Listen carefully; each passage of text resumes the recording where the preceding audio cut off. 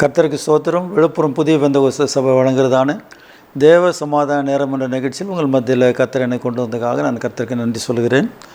இந்த நாளின் செய்தியின் தலைப்பு, அவர்கள் தங்கள் கைகளில் ஏந்தி கொண்டு போவார்கள். சங்கீதம் 91 அதிகாரம் 12 வசனம். உன் பாதம் கல்லில் இடராதபடிக்கு அவர்கள் உன்னை தங்கள் கைகளில் ஏந்தி கொண்டு போவார்கள். கர்த்தருக்கு மகிமை உண்டாகட்டும். 91 சங்கீதத்தில் ஏராளமான வாக்குத்தத்தங்கள் சொல்லப்பட்டிருக்கிறது. அதில் 11 வசனம், உன் வழிகளெல்லாம் உன்னை காக்கும்படி உனக்காக தம்முடைய தூதர்களுக்கு கட்டளையிடுவார். இன்றைக்கு மனிதர்களாகி நம்மை காப்பாற்றுகிறதுக்கு உலகத்தில் சட்டப்படி அல்லது உலகப்படி மாம்சப்படி நமக்கு அநேக காரியங்கள் நம்மை நாமே காப்பாற்றி கொள்ள, மனிதர்களை காப்பாற்றி கொள்ள வாய்ப்புகள் வழிகள் இருந்தாலும் கூட கர்த்தர் நம்மை காப்பாற்ற வேண்டும். கர்த்தருக்கு மகிமை உண்டாகட்டும். வசனத்தில் அப்படி தான் சொல்கிறது, கர்த்தர் நகரத்தை காவாராகில் காவலாளி விழித்திருக்கிறது விருதா. ஆகவே கர்த்தர் வீட்டை கட்டாராகில் அது வீடு கட்டுவதில் பிரயாசம் விருதா.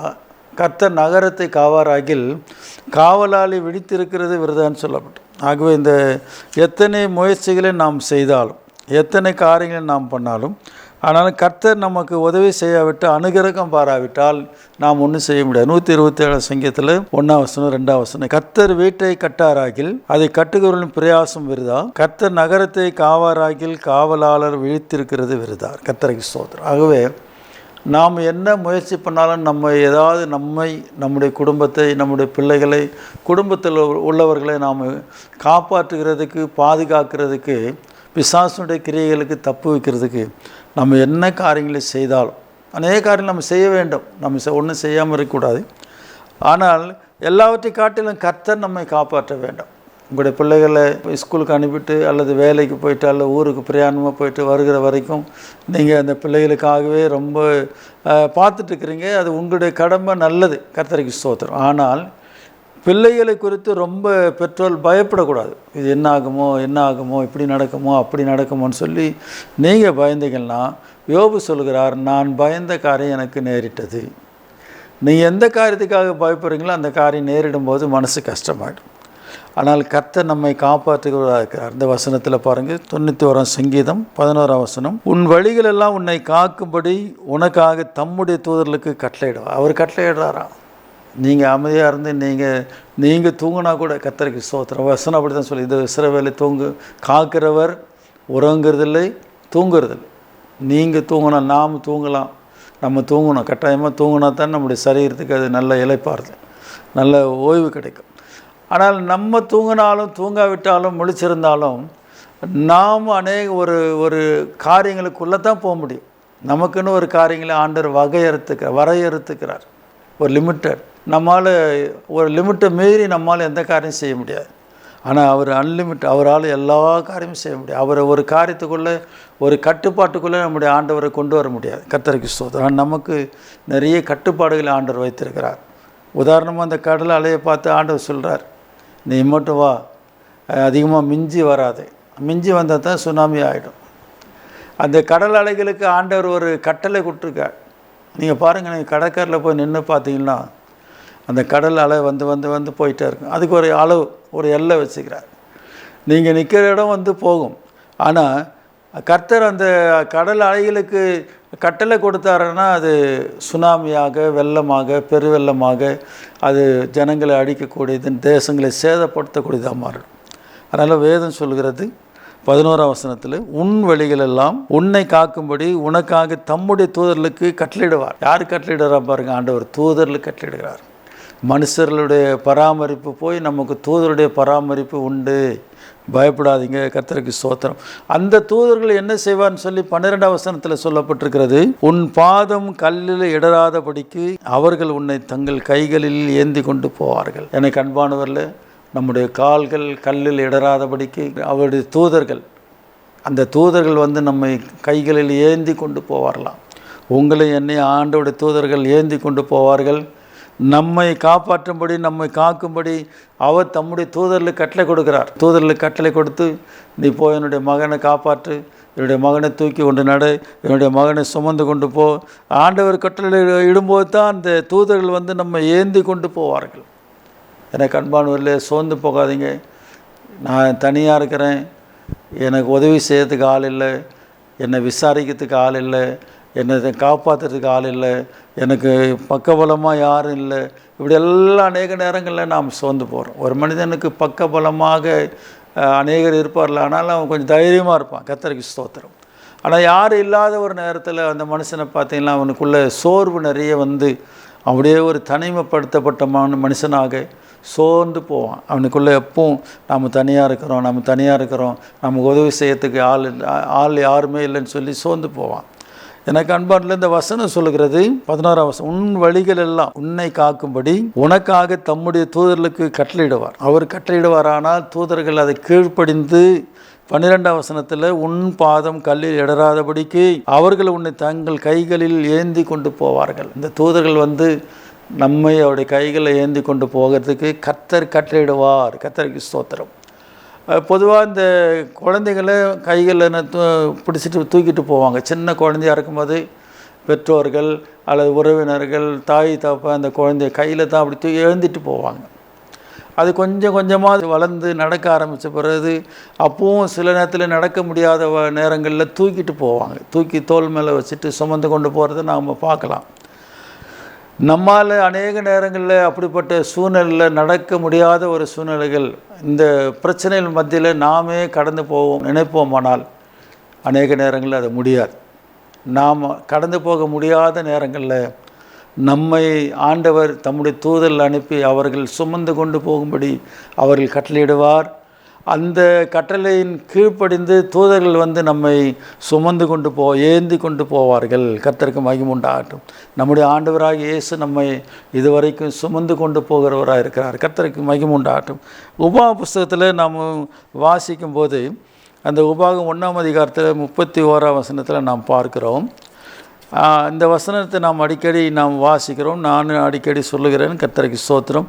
இதை நாம் மறந்து போகக்கூடாது. கர்த்தருக்கு ஸ்தோத்திரம். இந்த வசனத்தில் மிக தெளிவாக வார்த்தை நம்மை ஆண்டவர் எப்படி நடத்துகிறார் என்பதை மிக தெளிவாக சொல்லப்பட்டிருக்கு. உபாகமும் 1ஆம் அதிகாரம் 31ஆம் வசனம், ஒரு மனிதன் தன் பிள்ளையை சுமந்து கொண்டு போவது போல நீங்கள் இவ்விடத்திற்கு வருகிற வரைக்கும் நடந்து வந்த வழிகள் எல்லாவற்றிலும் உங்கள் தேவனாகிய கர்த்தர் உங்களை சுமந்து கொண்டு வந்ததை கண்டீர்களே. கர்த்தருக்கு ஸ்தோத்திரம். அநேக பிள்ளைகளை அம்மாவுக்கு தூக்கிட்டு போக முடியல, ஏன்னா அவங்க பலவீனமாக இருப்பாங்க. அப்பாவுக்கு தான் அநேக நேரங்களில் இந்த பிள்ளைகளை தோள் மேலேயோ கையிலே தூக்கிட்டு அவர்களை கொண்டு போகிறத நாம் பார்க்க முடியும். அதான் இங்கே வசனம் அப்படி தான் சொல்லு. ஒரு மனுஷன் சொல்லப்படவில்லை, ஒரு மனிதன் தன் பிள்ளையை சுமந்து கொண்டு போவது போல நீங்கள் இவ்விடத்துக்கு வருகிற வரைக்கும் நடந்து வந்த வழிகள் எல்லாவற்றிலும் உங்கள் தேவனாகிய கர்த்தர் உங்களை சுமந்து கொண்டு வந்ததை கண்டீர்களே. கர்த்தருக்கு ஸ்தோத்திரம். நீங்கள் பார்த்தாலும் சரி, பார்க்காவிட்டாலும் சரி, அதை நீங்கள் உணர்ந்தாலும் சரி, உணராவிட்டாலும் சரி, நீங்கள் விசுவாசித்தாலும் சரி, விசுவாசிக்கு விட்டாலும் சரி, உங்களை நம்மை ஆண்டவர் இதுவரைக்கும் சுமந்து கொண்டு வந்தார். கர்த்தருக்கு மகிமை உண்டாகட்டும். நம்முடைய ஆண்டவர் நம்மை சுமந்து கொண்டு வந்தார். கர்த்தருக்கு ஸ்தோத்திரம். அதுக்கு உதாரணமாக தான் ஆண்டவர் இந்த வசனத்தில் சொல்கிறார், ஒரு மனிதன் தன் பிள்ளையை சுமந்து கொண்டு போவது போல நீங்கள் இவ்விடத்துக்கு வருகிற வரைக்கும் நடந்து வந்த வழிகள் எல்லாவற்றிலும் உங்கள் தேவனாய் கர்த்தர் உங்களை சுமந்து கொண்டு வந்ததை கண்டீர்களே. நாம் பார்க்கணும். கர்த்தருக்கு ஸ்தோத்திரம். சுமந்து கொண்டு வந்தவர் நம்மை சுமந்து இருக்கிறார். இந்த ஆண்டவர் நம்முடைய ஆண்டவர் எதுவரைக்கும் நம்மை காப்பாற்றுவார்னு சொன்னால், இந்த வேத புஸ்தகத்தில் சொல்லப்பட்ட ஏசாயா தரிசன புஸ்தகம் 46ஆம் அதிகாரம் 3ஆம் வசனம் 4ஆம் வசனத்தில் நாம் வாசிக்கிறேன். கர்த்தருக்கு ஸ்தோத்திரம். நம்முடைய ஆண்டவர் எது வரைக்கும் நம்மை சுமப்பார், எது வரைக்கும் நம்மை காப்பாற்றுவார், எது வரைக்கும் நமக்கு உதவி செய்வார், எது வரைக்கும் நம்மை தூக்கி சுமப்பார். 46ஆம் அதிகாரத்தில் 3ஆம் வசனம் 4ஆம் வசனம் இப்படி சொல்கிறது, யாக்கோபின் சந்ததியாரை இஸ்ரவேல் சந்ததியின் மீதியாகிய சகல ஜனங்களை எனக்கு செவி கொடுங்கள். தாயின் வயிற்றில் தோன்றினது முதல் உங்களை ஏந்தி, தாயின் கர்ப்பத்தில் உற்பத்தியானது முதல் உங்களை தாங்கினேன். நம்முடைய தாய் வயிற்றில் நம்ம தோன்ற நாளிலிருந்து நம்மை காப்பாற்றிருக்கிறார். நம்மை ஜீவனோடு வைத்திருக்கிறார். இந்த பூமியை பார்க்கும்படி கர்த்தர் உதவி செய்கிறார்.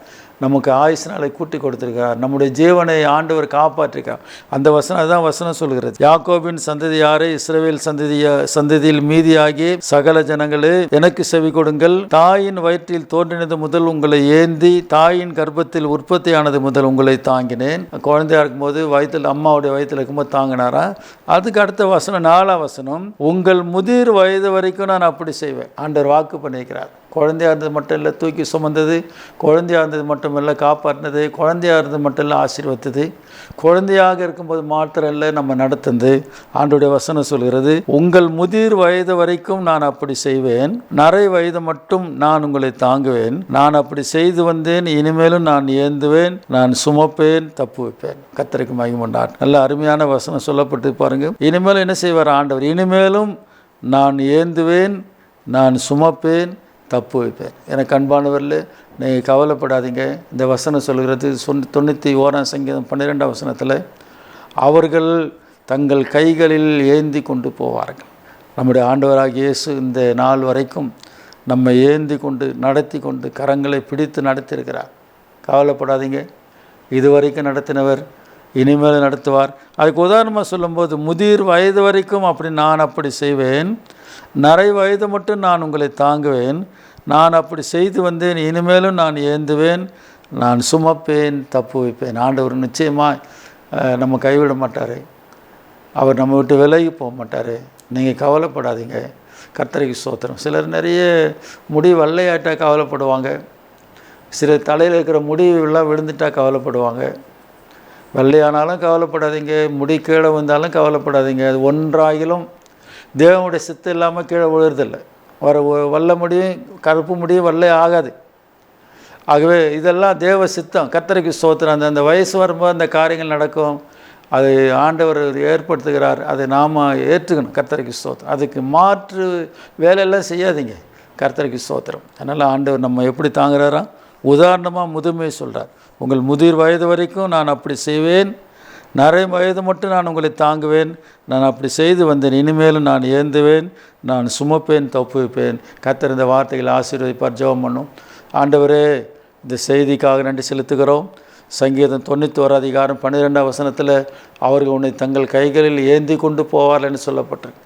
எங்களுக்காக தூதர்களை அனுப்பி ஆண்டவரை எங்களை நம்முடைய கரங்களில் அந்த தூதர்களை ஏந்தி கொண்டு போகிற அளவுக்கு எங்களை ஆண்டவரே நீர் கவனிக்கிறதுக்காக, நீர் நடத்துகிறதுக்காக உமக்கு ஸ்தோத்திரம். ஆண்டவரை தாயின் கருவில் உருவானது காலத்திலிருந்து நடத்தினீர், காப்பாற்றீர். அதற்காக காப்பாற்றினீர், உமக்கு ஸ்தோத்திரம். ஆண்டவரே, நரை வயது மட்டும் நான் அப்படி செய்வேன், சுமப்பேன், தாங்கினேன், தப்புப்பேன் என்று சொல்லிக்கிறீங்க. அதுக்காக நன்றி செலுத்துகிறோம். இந்த செய்தியை பார்த்து கொண்டிருந்த கேட்டுக்கொண்டு தம்முடைய பிள்ளைகளை, உடைய குடும்பங்களை ஆசீர்வதியும். ஒளிபரப்பு கொண்டிருக்கிற அருமையான ஜாய்டி நிறுவனத்தை ஆசீர்வதியும். ஆண்டவரே, அவருடைய பணிபுரி தம்முடைய பிள்ளைகளை ஆசீர்வதியும்.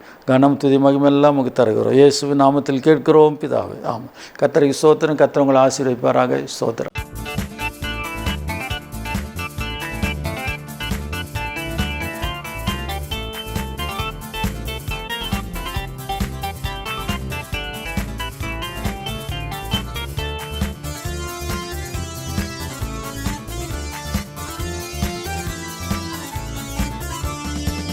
ஆசீர்வாத ஊற்றே எங்கள் ஆண்டவர் இயேசுவே, ஆசீர்வாத ஊற்றே எங்கள் ஆண்டவர் இயேசுவே, உம்மை வாழ்த்துகிறோம், போற்றுகிறோம், உம்மில் மகிழ்ந்து களி கூறுவோம். உம்மை வாழ்த்துகிறோம், போற்றுகிறோம், உம்மில் மகிழ்ந்து களி கூறுவோம். ஆசீர்வாத ஆண்டவர் இயேசுவே, ஆசீர்வாத ஊற்றே எங்கள் ஆண்டவர் இயேசுவே.